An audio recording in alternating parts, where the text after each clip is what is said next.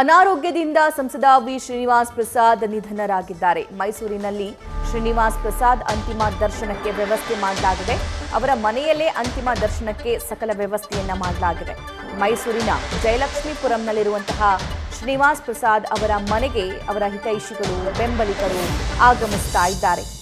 ಆಗಮಿಸಿ ಅಂತಿಮ ದರ್ಶನವನ್ನ ಸಾಕಷ್ಟು ಜನ ಗಣ್ಯರು ಪಡಿತಾ ಇರುವಂತಹ ಲೈವ್ ವಿಜುವಲ್ಸ್ ಅನ್ನ ಗಮನಿಸ್ತಾ ಇದ್ದೀರಾ. ಮೈಸೂರಿನಿಂದ ಶ್ರೀನಿವಾಸ್ ಪ್ರಸಾದ್ ಅವರ ನಿವಾಸದಿಂದ ಲಭ್ಯವಾಗ್ತಾ ಇರುವಂತಹ ದೃಶ್ಯಾವಳಿಗಳಿವೆ. ಸತತ 50 ವರ್ಷಗಳ ಕಾಲ ರಾಜಕೀಯ ಮಾಡಿದಂತಹ ದಲಿತ ಸಂಘರ್ಷದ ನಾಯಕ ಅಂತಾನೆ ಕರ್ನಾಟಕದ ಸ್ಪೆಷಲಿ ಮೈಸೂರು ಚಾಮರಾಜನಗರ ಭಾಗದ ದಲಿತ ಮುಖಂಡ ಅಂತಾನೆ ತುಂಬ ಪ್ರಖ್ಯಾತಿಯನ್ನು ಪಡೆದಿದ್ದಂತಹ ಶ್ರೀನಿವಾಸ್ ಪ್ರಸಾದ್ ಅವರು ತಮ್ಮ 76ನೇ ವಯಸ್ಸಿನಲ್ಲಿ ಅಸುನೀಗಿದ್ದಾರೆ. ತುಂಬ ವರ್ಷಗಳಿಂದ ಇವರಿಗೆ ವಯೋಸಹಜ ಕಾಯಿಲೆ ಇತ್ತು. ಡಯಾಬಿಟೀಸ್ ಆಗಿರಬಹುದು, ಮೂತ್ರಕೋಶದ ತೊಂದರೆಗಳಾಗಿರಬಹುದು, ಕಿಡ್ನಿ ಸಮಸ್ಯೆಗಳಾಗಿರಬಹುದು, ಇವೆಲ್ಲ ಸಮಸ್ಯೆಗಳಿಂದ ಬಳಲ್ತಾ ಇದ್ದರೂ ಕೂಡ ಅವರು ರಾಜಕೀಯದಲ್ಲಿ ಆವಾಗವಾಗ ಆ್ಯಕ್ಟಿವ್ ಆಗಿ ಕಾಣಿಸಿಕೊಳ್ತಾ ಇದ್ರು. ಕಳೆದ ತಿಂಗಳು ಅಂದರೆ ಮಾರ್ಚ್ 17ರಂದು ತಮ್ಮ ರಾಜಕೀಯ ನಿವೃತ್ತಿಯನ್ನು ಇವರು ಘೋಷಣೆ ಮಾಡಿದ ನಂತರವೂ ಕೂಡ ಇವರು ಆವಾಗವಾಗ ಜನರಿಗೆ ರಿಯಾಕ್ಟ್ ಮಾಡಿದ್ದನ್ನು ಅಥವಾ ಮಾಧ್ಯಮಗಳಿಗೆ ರಿಯಾಕ್ಟ್ ಮಾಡಿದ್ದನ್ನು, ಸಿದ್ದರಾಮಯ್ಯ ಅವರು ಭೇಟಿ ಕೊಟ್ಟಂತಹ ಸಂದರ್ಭದಲ್ಲಿ ಅವ್ರಿಗೂ ಕೂಡ ತುಂಬ ಒಳ್ಳೆ ರೀತಿಯಲ್ಲಿ ಮಾತನಾಡಿಸಿದ್ದನ್ನು ನಾವೆಲ್ಲರೂ ಕೂಡ ಗಮನಿಸಿದ್ದೀವಿ. ಅದಾದ ನಂತರ ಯಡಿಯೂರಪ್ಪನವರು ಕೂಡ ಹೋಗಿ ಶ್ರೀನಿವಾಸ್ ಪ್ರಸಾದ್ ಅವರ ಆರೋಗ್ಯವನ್ನು ವಿಚಾರಿಸಿ ಬಂದರು. ಸೊ ಈಗ ಸುತ್ತೂರು ದೇಶಿ ಕೇಂದ್ರ ಸ್ವಾಮೀಜಿಗಳು ಶ್ರೀನಿವಾಸ್ ಪ್ರಸಾದ್ ಅವರ ಅಂತಿಮ ದರ್ಶನ ಪಡೆಯೋಕ್ಕೋಸ್ಕರ ಅವರ ಮೈಸೂರಿನ ನಿವಾಸಕ್ಕೆ ಬರ್ತಾ ಇರುವಂತಹ ಲೈವ್ ದೃಶ್ಯಾವಳಿಗಳನ್ನು ಗಮನಿಸ್ತಾ ಇದ್ದೀರಾ. ದಲಿತ ಸೂರ್ಯ ಅಂತಾನೆ, ದಕ್ಷಿಣ ಕರ್ನಾಟಕದ ದಲಿತ ಸೂರ್ಯ ಅಂತಾನೆ ಶ್ರೀನಿವಾಸ್ ಪ್ರಸಾದ್ ಅವರು ಪ್ರಖ್ಯಾತಿಯನ್ನು ಪಡೆದಿದ್ರು.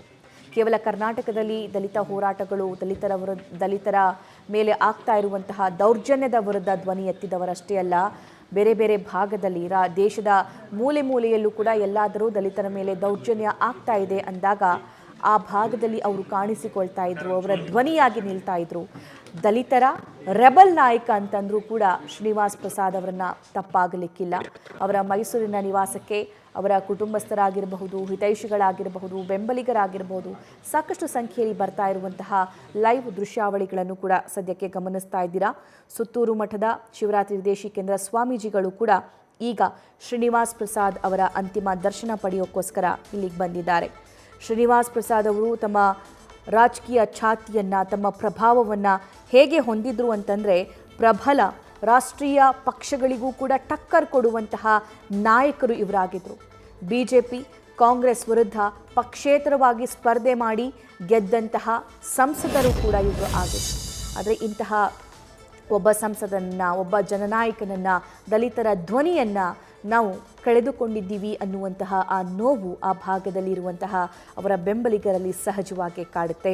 ಇನ್ನು ಕರ್ನಾಟಕದ ರಾಜಕೀಯದಲ್ಲೂ ಕೂಡ ಶ್ರೀನಿವಾಸ್ ಪ್ರಸಾದ್ ಅವರು ಇನ್ನಿಲ್ಲ ಅನ್ನುವಂತಹ ಅವರ ಅಲಭ್ಯತೆ ಕೂಡ ಕಾಡುತ್ತೆ. GT ದೇವೇಗೌಡರು ಕೂಡ ಶ್ರೀನಿವಾಸ್ ಪ್ರಸಾದ್ ಅವರ ನಿವಾಸಕ್ಕೆ ಬಂದಿರುವಂತಹ ದೃಶ್ಯವನ್ನು ಗಮನಿಸ್ತಾ ಇದ್ದೀರಾ. ನ್ಯೂಸ್ ಫಸ್ಟ್ ಜೊತೆ ಮಾತಾಡ್ತಾ ಸಂದರ್ಭದಲ್ಲಿ ಹೇಳ್ತಾ ಇದ್ರು, ಶ್ರೀನಿವಾಸ್ ಪ್ರಸಾದ್ ಅವರ ಜೊತೆ ಒಳ್ಳೆಯ ಒಡನಾಟವನ್ನು, ಒಳ್ಳೆಯ ಸಂಬಂಧವನ್ನು ನಾನು ಹೊಂದಿದ್ದೆ, ನನಗೆ ತುಂಬ ಒಳ್ಳೆಯ ಸ್ನೇಹಿತರು ಕೂಡ ಅವರು ಆಗಿದ್ರು ಅಂತ ಹೇಳಿದರು. ಇನ್ನು ಮಹಿಳೆಯರಿಗೆ ಮಾಶಾಸನವನ್ನು ತಂದಂತಹ ಮೊದಲ ರಾಜಕಾರಣಿ ಅಂತಂದರೆ ಅದು ಶ್ರೀನಿವಾಸ್ ಪ್ರಸಾದ್ ಅಂತ ಮಾತಾಡಿದರು. ಪ್ರಸಾದ್ರವರು ಇವತ್ತು ನಿಧನರಾಗಿರ್ತಕ್ಕಂಥ ಸುದ್ದಿ ಕೇಳಿ ನಮ್ಮ ಎಲ್ಲ ಜನತೆಗೆ ದೊಡ್ಡ ಆಘಾತ ಆಗಿದೆ. ಅವರು ಶೋಷಿತ ವರ್ಗದ ಧ್ವನಿಯಾಗಿ ಎಲ್ಲರಿಗೂ ಕೂಡ ಒಂದು ಶಕ್ತಿಯನ್ನು ತುಂಬ್ತಾ ಇದ್ದರು. ಎಲ್ಲರಿಗೂ ಕೂಡ ಒಂದು ನೆಮ್ಮದಿ ಇತ್ತು. ಅವರಿರೋವರು ಕೂಡ ಯಾವುದೇ ಅಹಿತಕರ ಘಟನೆಗಳಿಗೆ ಎಂದೂ ಅವಕಾಶವನ್ನು ಕೊಟ್ಟವರಲ್ಲ. ಸುದೀರ್ಘ 50 ವರ್ಷದ ರಾಜಕಾರಣವನ್ನು ಮುಗಿಸಿ ಒಂದು ಪುಸ್ತಕವನ್ನು ಬಿಡುಗಡೆ ಮಾಡಿ ರಾಜಕೀಯಕ್ಕೆ ತಿಲಾಂಜಲಿಯನ್ನು ನೀಡಿ ನಿವೃತ್ತಿಯನ್ನು ಪಡೆದಿದ್ದಂಥವರು ನಮ್ಮ ಶ್ರೀನಿವಾಸ್ ಪ್ರಸಾದ್ರವರು. 1974ರಲ್ಲಿ ವಿದ್ಯಾರ್ಥಿ ಜೀವನದಲ್ಲೇ KR ಕ್ಷೇತ್ರದಲ್ಲಿ ಮೈಸೂರು ನಗರದ ಕೃಷ್ಣರಾಜ ಕ್ಷೇತ್ರದಲ್ಲಿ ಸ್ಪರ್ಧೆಯನ್ನು ಮಾಡಿದರು. ಶಾಸಕರ ಸ್ಥಾನಕ್ಕೆ ಸೋತಿದ್ರು. 6 ಬಾರಿ ಲೋಕಸಭಾ ಸದಸ್ಯರಾಗಿ 1999ರಿಂದ 2004ರವರೆಗೆ ಸಮತಾ ಪಾರ್ಟಿಯಲ್ಲಿ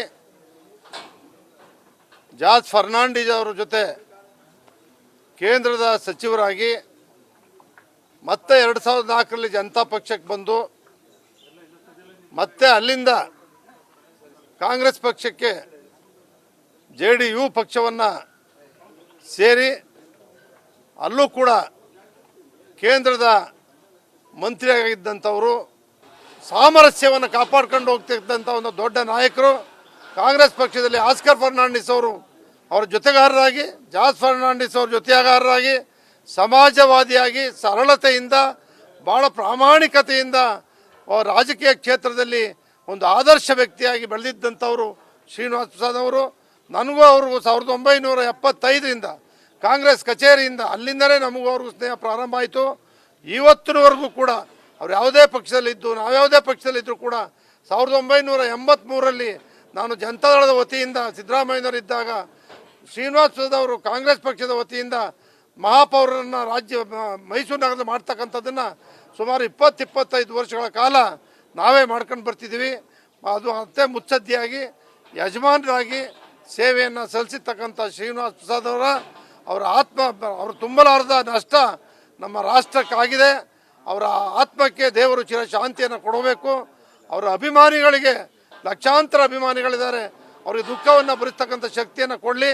ಅವ್ರ ಕುಟುಂಬದವರಿಗೆ ದೇವರು ಈ ದುಃಖವನ್ನು ಭರಿಸ್ತಕ್ಕಂಥ ಶಕ್ತಿಯನ್ನು ಕೊಟ್ಟು ಇಂದಿನ ಯುವ ರಾಜಕಾರಣಿಗಳು ಅವರ ಆದರ್ಶವನ್ನು ಪಾಲನೆ ಮಾಡ್ತಕ್ಕಂಥ ಒಂದು ಶಕ್ತಿಯನ್ನು ನೀಡಲಿ. ಅವ್ರಿಗೆ ಆತ್ಮಕ್ಕೆ ದೇವರು ಚಿರ ಶಾಂತಿಯನ್ನು ನೀಡಲಿ ಅಂತೇಳಿ ನಾನು ದೇವರಲ್ಲಿ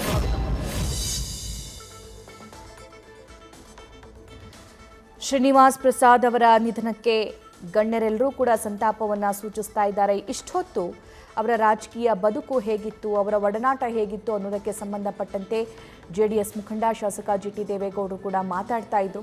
ಇನ್ನು ಸುತ್ತೂರು ಶ್ರೀಗಳು ಶ್ರೀನಿವಾಸ್ ಪ್ರಸಾದ್ ಅವರ ಮನೆಯಲ್ಲಿ ಅವರ ಕುಟುಂಬಸ್ಥರಿಗೆ ಸಾಂತ್ವನ ಹೇಳ್ತಾ ಇರುವಂತಹ ದೃಶ್ಯವನ್ನು ಗಮನಿಸ್ತಾ ಇದ್ದೀರಾ. ಜಯಲಕ್ಷ್ಮೀಪುರಂನಲ್ಲಿರುವಂತಹ ಶ್ರೀನಿವಾಸ್ ಪ್ರಸಾದ್ ಅವರ ಮನೆಯಲ್ಲಿ ಅವರ ಕುಟುಂಬಸ್ಥರು, ಅವರ ಹಿತೈಷಿಗಳು, ಬೆಂಬಲಿಗರು, ಅವರ ಪತ್ನಿ, ಪುತ್ರಿಯರು, ಅಳಿಯಂದಿರು, ಮೊಮ್ಮಕ್ಕಳು ಎಲ್ಲರೂ ಕೂಡ ಸೇರಿದ್ದಾರೆ. ಈ ಸಂದರ್ಭದಲ್ಲಿ ಅವರಿಗೆ ದುಃಖ ಭರಿಸುವಂತಹ ಶಕ್ತಿ ಭಗವಂತ ನೀಡಲಿ ಅಂತ ಹೇಳಿ ಅವರಿಗೆ ಸಂತಾಪವನ್ನು ಸೂಚಿಸ್ತಾ ಇದ್ದಾರೆ. ಸುತ್ತೂರು ಶಿವರಾತ್ರಿ ದೇಶಿಕೇಂದ್ರ ಸ್ವಾಮೀಜಿಗಳು ಅದರ ಲೈವ್ ದೃಶ್ಯವನ್ನು ಕೂಡ ಗಮನಿಸಬಹುದು. ಅಂತಿಮ ದರ್ಶನಕ್ಕೆ ವ್ಯವಸ್ಥೆ ಮಾಡಲಾಗಿದೆ ಅವರ ಮನೆಯಲ್ಲಿ. ಇನ್ನು ಅಂತಿಮ ವಿಧಿವಿಧಾನದ ಕುರಿತಂತೆಯೂ ಕೂಡ ಅವರು ಮಾಹಿತಿಯನ್ನು ಪಡ್ಕೊಳ್ತಿದ್ದಾರೆ, ಅವರ ಆರೋಗ್ಯದ ಬಗ್ಗೆ ಮಾಹಿತಿಯನ್ನು ಪಡ್ಕೊಳ್ತಿದ್ದಾರೆ. ಯಾಕಂದರೆ 1 ವಾರದ ಹಿಂದೆಯಷ್ಟೇ ಅವರು ಆ್ಯಕ್ಟಿವ್ ಆಗಿ ಕಾಣಿಸಿಕೊಂಡಿದ್ದು, ನೀವೆಲ್ಲರೂ ಕೂಡ ಮಾಧ್ಯಮದಲ್ಲೂ ಕೂಡ ಗಮನಿಸಿದ್ದೀರಿ. ಅವರಿಗೆ ಸುದೀರ್ಘವಾಗಿರುವಂಥ ಆರೋಗ್ಯ ಸಮಸ್ಯೆಗಳು ಇತ್ತು. ಹೀಗಿದ್ದರೂ ಕೂಡ ಅವರು ಬೇರೆ ಬೇರೆ ರಾಜಕಾರಣಿಗಳು, ನಾಯಕರು ಬಂದಂತಹ ಸಂದರ್ಭದಲ್ಲಿ ಅವರನ್ನು ರಿಸೀವ್ ಮಾಡಿಕೊಂಡಂತಹ ರೀತಿ ಆಗಿರ್ಬೋದು, ಮಾತಾಡಿದಂತಹ ರೀತಿ ಆಗಿರ್ಬೋದು. ಸೊ ಇದೆಲ್ಲ ನೋಡಿದಾಗ ಇಷ್ಟು ಬೇಗ ಇವರು ಅಸುನೀಗ್ತಾರೆ, ಇಷ್ಟು ಬೇಗ ಇವರು ನಿಧನಗೊಳ್ತಾರೆ ಅಂತ ಯಾರೂ ಕೂಡ ಹೇಳೋಕ್ಕೆ ಸಾಧ್ಯ ಆಗ್ತಿರಲಿಲ್ಲ. ಅವರ ಮಗಳೇ ಆವಾಗ ಹೇಳ್ತಾ ಇದ್ರು, ಮಣಿಪಾಲ್ ಹಾಸ್ಪಿಟಲ್ ಅಂತಂದರೆ ಈ ಹಾಸ್ಪಿಟಲಿಗೆ ಬಂದರೆ ನನಗೆ ಬೇಗ ಗುಣಮುಖನಾಗ್ಬಿಡ್ತೀನಿ ನಾನು ಅನ್ನುವಂತಹ ಪ್ರಾಕ್ಟೀಸ್ ಅವರಿಗಿತ್ತು. ಆ ರೀತಿಯಾಗಿ ಅವರು ಅಂದ್ಕೊಂಡಿದ್ರು. ಸೊ ಈ ಮಣಿಪಾಲ್ ಹಾಸ್ಪಿಟಲ್ಗೆ ಬಂದ ನಂತರ ಇಲ್ಲಿರುವಂಥ ಸಿಬ್ಬಂದಿ ತುಂಬ ಚೆನ್ನಾಗಿ ನೋಡಿಕೊಂಡು, ಇದೇ ಮಣಿಪಾಲ್ ಹಾಸ್ಪಿಟಲ್ನಲ್ಲಿ ನನ್ನ ತಂದೆ ಕೊನೆಯುಸಿರೆಳೆದಿದ್ದಾರೆ, ಅವರ ಕೊನೆಯ ಆಸೆಯಾಗಿದ್ದು ನಾವೆಲ್ಲರೂ ಕೂಡ ಅವರಿಗೆ ನಗ್ತಾ ನಗ್ತಾ ಅವರ ಕೊನೆಯ ಗಳಿಗೆಯಲ್ಲಿ ಕಳಿಸಿಕೊಡಬೇಕು ಅಂತ ಹೇಳಿ. ಸೊ ಹಾಗಾಗಿ ಅವರ ಬೆಂಬಲಿಗರಿಗೂ ಕೂಡ ಸಹಕರಿಸುವಂತೆ ಅವರ ಪುತ್ರಿ ನ್ಯೂಸ್ ಫಸ್ಟ್ ಜೊತೆ ಮಾತಾಡ್ತಾ ಸಂದರ್ಭದಲ್ಲಿ ಹೇಳ್ತಾ ಇದ್ರು. ಇನ್ನು CM ಸಿದ್ದರಾಮಯ್ಯ ಅವರು ಕೂಡ ಟ್ವೀಟ್ ಮಾಡಿ ಸಂತಾಪವನ್ನು ಸೂಚಿಸಿದ್ದಾರೆ. ದಲಿತ ದಮನಿತರ ಪರವಾದ ದಿಟ್ಟ ದನಿ ಮಾಜಿ ಸಚಿವ ಮತ್ತು ಹಿರಿಯ ಮುತ್ಸದ್ದಿ ನಾಯಕ ಶ್ರೀನಿವಾಸ್ ಪ್ರಸಾದ್ ಅವರ ಸಾವು ನನ್ನನ್ನು ಆಘಾತಕ್ಕೀಡು ಮಾಡಿದೆ. ಅವರಿಗೆ, ಅವರ ಕುಟುಂಬಸ್ಥರಿಗೆ ದುಃಖ ಭರಿಸುವ ಶಕ್ತಿ ಭಗವಂತ ನೀಡಲಿ ಅಂತ ಟ್ವೀಟ್ ಮಾಡಿದ್ದಾರೆ.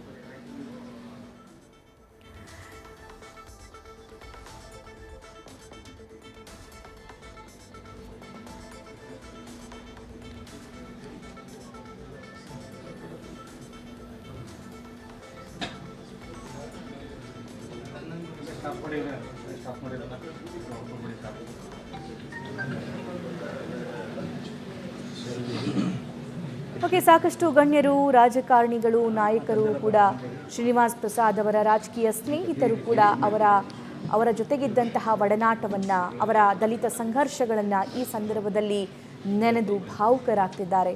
ಅವರ ಆತ್ಮಕ್ಕೆ ಶಾಂತಿ ಕೋರ್ತಾ ಇದ್ದಾರೆ. ಅವರ ಕುಟುಂಬಸ್ಥರಿಗೆ ಸಂತಾಪವನ್ನು ಕೂಡ ಸೂಚಿಸ್ತಾ ಇದ್ದಾರೆ. ಸಿಎಂ ಸಿದ್ದರಾಮಯ್ಯ ಅವರು ಕೂಡ ಟ್ವೀಟ್ ಮಾಡೋ ಮೂಲಕ ಸಂತಾಪವನ್ನು ಸೂಚಿಸಿದ್ದಾರೆ. ಒಂದು ವಾರದ ಹಿಂದೆಯಷ್ಟೇ ಶ್ರೀನಿವಾಸ್ ಪ್ರಸಾದ್ ಅವರ ಮನೆಗೆ ತೆರಳಿ ಅವರನ್ನ ಭೇಟಿಯಾಗಿ ಅವರ ಆರೋಗ್ಯವನ್ನು ವಿಚಾರಿಸಿ ರಾಜಕೀಯ ಕುಶಲೋಪರಿಯನ್ನು ಕೂಡ ಅವರು ವಿಚಾರಿಸಿದ್ದನ್ನು ನಾವೆಲ್ಲರೂ ಕೂಡ ಗಮನಿಸಿದ್ದೀವಿ. ನ್ಯೂಸ್ ಫಸ್ಟ್ ನಿರ್ಭೀತಿಯಿಂದ ನಿಮ್ಮ ಪರವಾಗಿ.